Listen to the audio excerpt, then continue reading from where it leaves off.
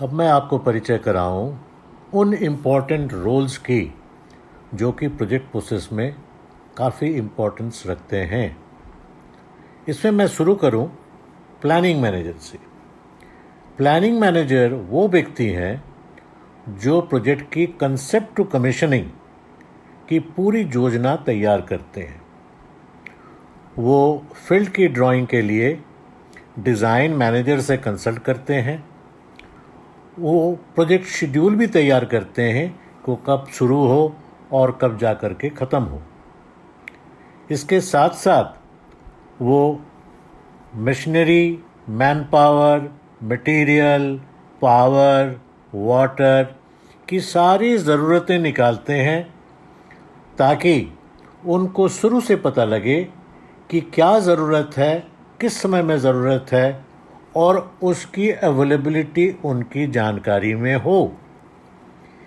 ये planning manager project को monitor भी करते हैं। किसी भी फील्ड के कारण से अगर प्लानिंग में कोई भी डिविएशन या स्लिपेज आए तो ये उनकी जिम्मेदारी होता है कि वो मैनेजमेंट को जानकारी दें ताकि मैनेजमेंट इसे सुधार सके। अब मैं आपको परिचय कराऊं क्वांटिटी सर्वे मैनेजर से। ये quantity survey manager design manager के परामर्श से प्रोजेक्ट में शामिल सारे क्वांटिटी का रिक्वायरमेंट तैयार करते हैं। इस शेड्यूल में वो सारे आइटम जैसे excavation, feeling, concrete, reinforcement, shuttering वगैरह वगैरह शामिल होते हैं और इनकी एक इम्पॉर्टेंट रोल है क्योंकि ये सारे जो शेड्यूल बनाते हैं आइटम की, इसके कैलकुलेशन के आधार पर परियोजना की लागत निर्धारित की जाती है।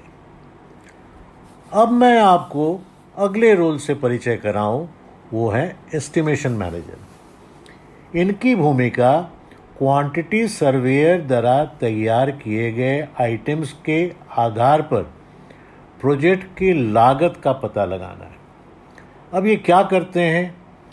ये जितने इनपुट्स हैं जैसे सीमेंट, सैंड, रिइंफोर्समेंट, एग्रीगेट, ये सारे के कॉस्ट ये जानकारी लेते हैं ताकि उस आइटम का रेट्स वो निकाल सकें और ये सारे का इफ़ेक्ट वो आइटम में दे सके। ये एस्टिमेशन मैनेजर मैन पावर का कॉस्ट, मशीनरी का कॉस्ट, पावर का कॉस्ट, वाटर का कॉस्ट, सारे कुछ जो प्रोजेक्ट में ज़रूरत हो वो पता लगाकर अपने एस्टिमेट में रखते हैं। ये एस्टिमेट बन जाने के बाद इन लागत के कुल राशि को हम डायरेक्ट कॉस्ट के नाम से जानते हैं। अब इसमें एस्टिमेशन मैनेजर को इनडायरेक्ट कॉस्ट भी रखने पड़ता है। ये इनडायरेक्ट कॉस्ट है जैसे स्टैट्यूटरी रिक्वायरमेंट जो गवर्नमेंट की होती है, जैसे insurance, labour welfare, GST, other taxes, ये सारे स्टैट्यूटरी आइटम्स हैं जिसका कॉस्ट लेना आवश्यक हो जाता है। ये इनडायरेक्ट कॉस्ट हुआ। ये छोड़ के भी जो इनडायरेक्ट कॉस्ट हैं वो है temporary colony, transport, incidental expenses, ये सारे भी इनडायरेक्ट कॉस्ट में आते हैं। ये सारे कॉस्ट निकाल के जब वो मैनेजमेंट के सामने पेश करते हैं तो मैनेजमेंट इस पर कितनी इफ़ेक्ट हेड ऑफिस के खर्चा का होगा और कितना प्रॉफिट होगा प्रोजेक्ट में, ये जोड़ते हैं। ये जानकर रखिए कि मैनेजमेंट ये प्रॉफिट और हेड ऑफिस कॉस्ट ज़्यादातर अपने में ही सीमित रखते हैं और सबको बताते नहीं हैं। आगे मैं आपको परिचय कराऊं कॉन्ट्रैक्ट मैनेजर से। कॉन्ट्रैक्ट मैनेजर वो व्यक्ति हैं जो कि डेवलपर और ओनर के बीच पहुंचे हुए कॉन्ट्रैक्ट को पूरी जानकारी रखते हैं। उनके जानकारी होना आवश्यक इसलिए है कि प्रोजेक्ट में जो कॉन्ट्रैक्ट एग्रीमेंट बना है उससे कोई डिविएशन नहीं हो, कॉन्ट्रैक्ट के मुताबिक प्रोजेक्ट हो और कॉन्ट्रैक्ट के कंडीशन फुलफिल करे। बाय चांस अगर कोई कॉन्ट्रैक्ट के कंडीशन में डिविएशन या स्लिपेज हुआ तो बड़ा महंगा साबित हो सकता है कॉन्ट्रैक्टर के लिए। उसी तरह से अगर डेवलपर के साइड से अगर कोई गलती हुआ, जैसे समय पर उन्होंने ड्राइंग नहीं दिया या समय पर उन्होंने ज़मीन नहीं दिया, तो उसका इफ़ेक्ट भी ओनर या डेवलपर पर आता है। नेक्स्ट रोल है प्रोजेक्ट मैनेजर की। प्रोजेक्ट मैनेजर निर्धारित शेड्यूल के अनुसार प्रोजेक्ट को इम्प्लीमेंट करने की जिम्मेदारी रहता है। इनकी भूमिका बहुत ही इम्पोर्टेंट है।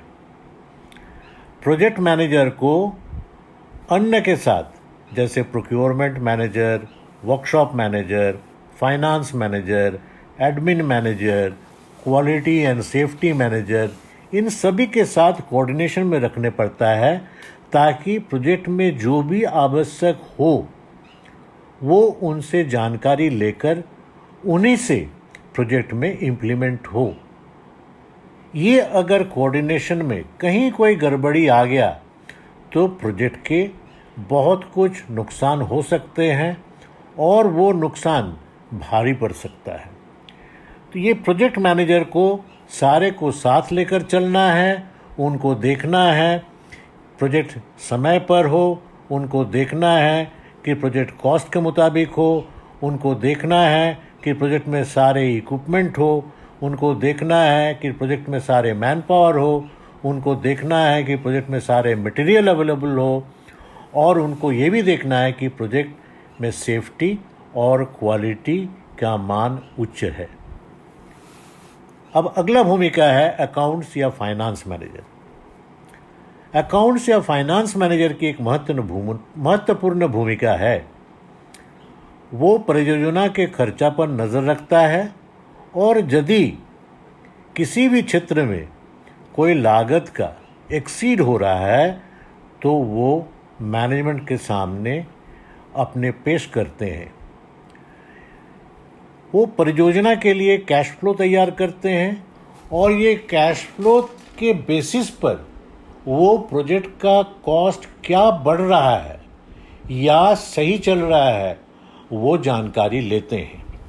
ये जानकारी हो जाने के बाद ये अकाउंट्स मैनेजर प्रोजेक्ट मैनेजर से भी सलाह करते हैं और उन्हें बताते हैं कि कहाँ प्रोजेक्ट का कॉस्ट बढ़ गया या कहाँ का प्रोजेक्ट के कॉस्ट में कोई अड़चन आया। इसके साथ साथ वो मैनेजमेंट को भी जानकारी देते हैं कि प्रोजेक्ट किस दिशा में है, इसके कॉस्ट पर, इसके वैल्यू पर और टोटल क्या इफ़ेक्ट प्रोजेक्ट पर आ रहा है जो कॉस्ट में और लागत में इफ़ेक्ट हो सकता है। तो मेरे दोस्तों, अब आप प्रोजेक्ट के प्रोसेस के बारे में एक अच्छा जानकारी मिली आपको।